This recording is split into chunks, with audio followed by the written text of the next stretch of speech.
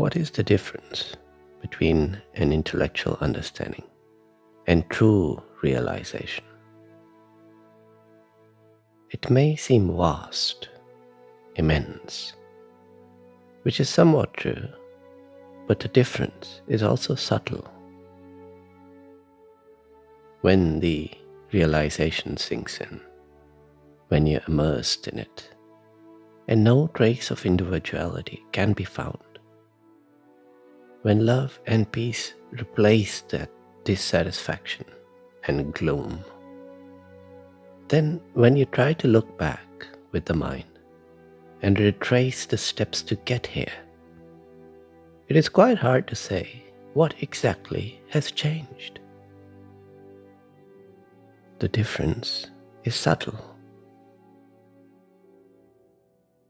There was a point at which you found that the earth is round, but so large that it seems flat from your point of view. Knowing this made no immediate change to your experience of the world. It still looked flat.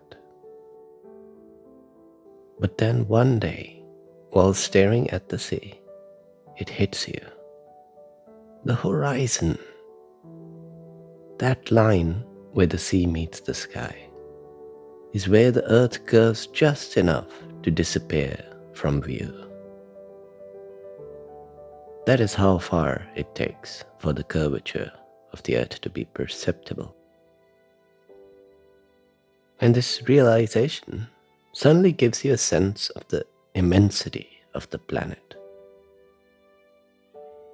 You knew the earth was big and round all along. You've also been looking at the horizon all along. But suddenly, in a flash, the understanding and this ordinary experience come together.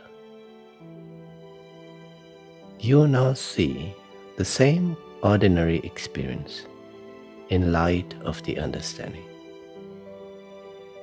And somehow that experience is transformed, even though nothing has really changed. This is closer to the truth of how the wisdom teachings dawn on you. But by drawing a stark line between an intellectual understanding and some other special kind of understanding, a barrier can be set up. Instead of trusting what you have understood, going deeper into the same understanding, there is the idea that something more must be gained or experienced. But it's not like that. The same basic understanding just goes very deep.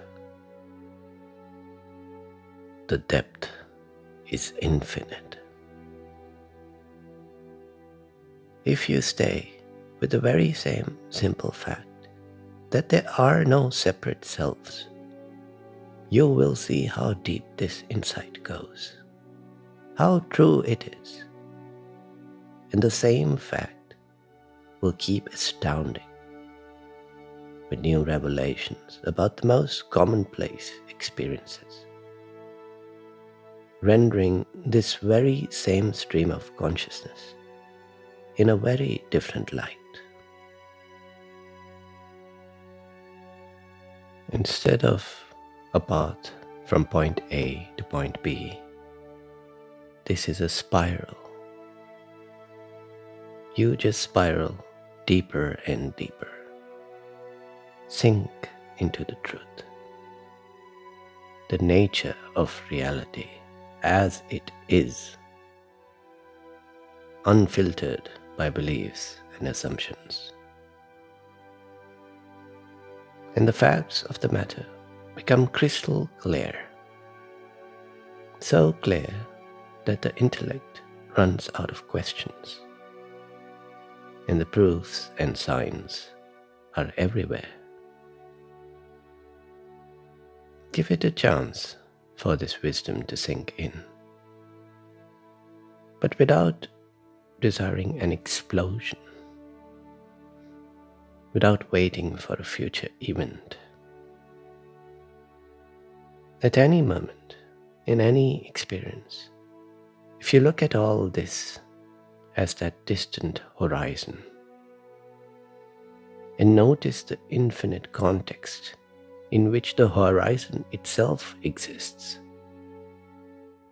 your understanding and your experience will come together. There was a moment a couple of years ago when I was out on a hike. The sky was clear, and as I looked up at the sun, I suddenly saw it in the light of all this knowledge acquired over the years. It suddenly hit me that this warmth, this wind blowing, the plants, this body, everything linked back to this star. This is what it's like to be 8 light minutes from a star. I had never felt as near to the sun as in that moment. The warmth on the skin was intimate contact with this immense body of light and energy. Contact with all those tiny points of light in the night sky. The sun and this warmth, even this knowledge had been there for so long. What made it sink in was simply a quiet, contemplative process, an interest. In the case of the search for an understanding of the ultimate reality and the self, it also worked out the same way. The same old teachings, same old knowledge, and the same ordinary experiences fell into place. So amazing, so obvious, so true. All the necessary ingredients were already here, and in a flash they came together to illuminate this same world, same mind, same stream of consciousness in its true context. That there is no one here that can claim to possess sentience. Most definitely, sentience is a facet of reality and not of individual entities. But at the same time, because you most definitely are sentient, you are at no distance from the ultimate reality. You are at the absolute ground zero, at the heart of the singularity.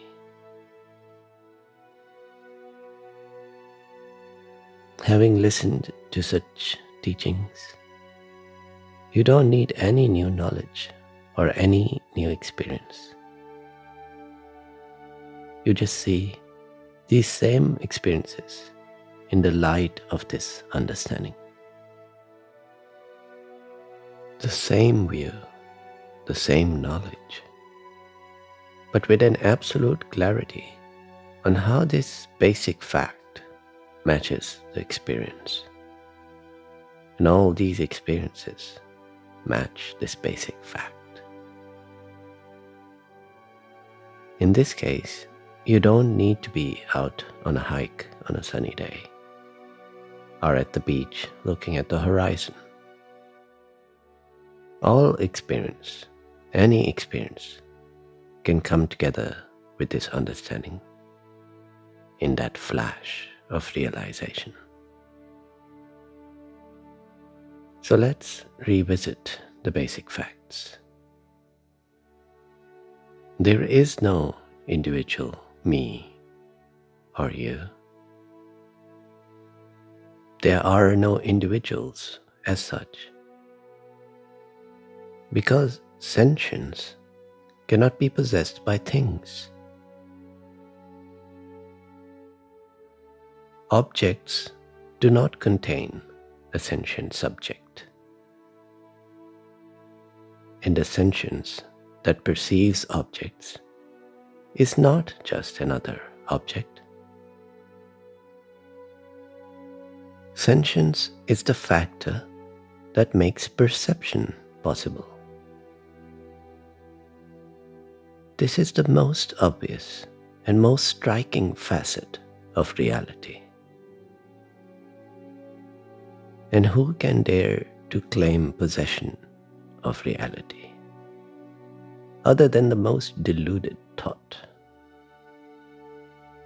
That is the ego, a misguided concept, an unexamined belief, just an idea that has no substance to it in the face of truth. Now apply this understanding to the experience of this moment. One fact is undeniable, and that is that you are here. But are you here as an individual, as some particular thing that can be observed? Take the next perception that appears. A sight, a sound, a sensation. Most definitely, it appeared to you. Precisely that is you. This awareness, this sentience. Does awareness have a face, a voice, some unique thumbprints? Does sentience have a personality or personal history? Does giving a name to a stream of experience make it your identity? No. All these concepts of being a person, an individual mind, body, or soul, are in opposition to what is being known directly here.